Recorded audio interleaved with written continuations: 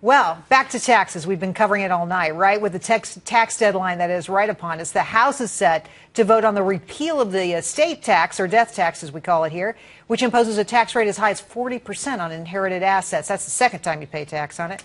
My next guest was there and leading the charge to put an end to the death tax. With me now, Republican Congressman Kevin Brady from Texas, a senior member of the Tax Writing House Ways and Means Committee. Welcome back to the show. So good to have you here.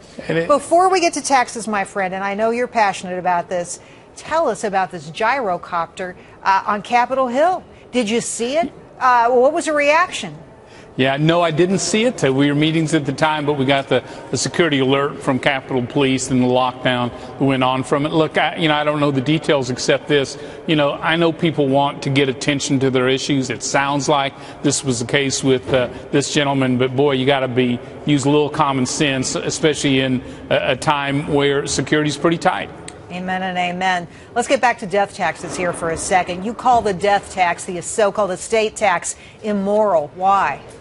Well, the thought you work your whole life to build up a nest egg, family-owned nest egg for your family, and you die, Uncle Sam swoops in, takes up nearly half of everything you built up. I think it's wrong, and we've seen a lot of family-owned farms and businesses have to sell good parts or all of what they have just to satisfy Uncle Sam. This hurts the economy. It only generates 2 days of federal spending each year. Let me interrupt you here because I want you to answer this question. From what I understand, the estate tax robs the economy of about $1.1 trillion. Yeah. Now, this is money that may be in small businesses, maybe in farms, that goes away because the tax is so onerous you have to sell everything. So tell me, is it raising a lot of money? Is it so attractive to have the estate tax or death tax because it's raising so much money for the federal government we couldn't possibly get rid of it? Yeah, just the opposite. It's a declining source of revenue for the federal government. Its total is, again, the equivalent of 2 days of spending in Washington. Many experts believe that we would raise more money for the government by repealing it, because right now you encourage consumption and tax planning and tax shelters instead of investment in your business. Listen, and it makes sense. The whole tax code, it's nothing about keeping the accountants employed. My basic objection to this tax, and I have serious issues with it, is that we're talking about a second tax, at least a second tax on the money that families should have. So it's not like you pay once, you pay at least twice. And that to me seems to be fundamentally unfair. Your thoughts?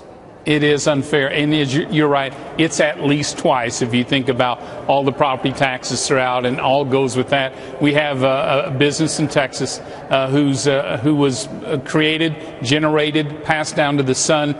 His dad paid at some point 90% tax rate in America. Then the government took another 55%. So think about it. For some of those assets, they actually paid 145% on their hard work, and I just think it's wrong. This is the American dream they're attacking, and so we're going to fight it. I know you're fighting it. I know you've got a lot of support in Congress, but the White House saying today they're going to veto this thing. Do you feel like, why are you doing this if you know the White House is going to stand in your way? It's been, one, it's worth fighting for. It's so wrong. Two, it's been 10 years since Congress has weighed in on this issue. It's time everyone take a stand there. And the truth is, this is bad for the economy and bad for the American dream. So we're going to keep fighting. We're used to presidential vetoes. The president's been turning his back on taxpayers for a long time. We're going to keep standing up for this. And of course, the limit on that $5.4 million, that's the asset size where that 40% tax goes into effect. No. Congressman Brady, I hope you'll come back to this show soon. Thank you. Thank you, Gerri.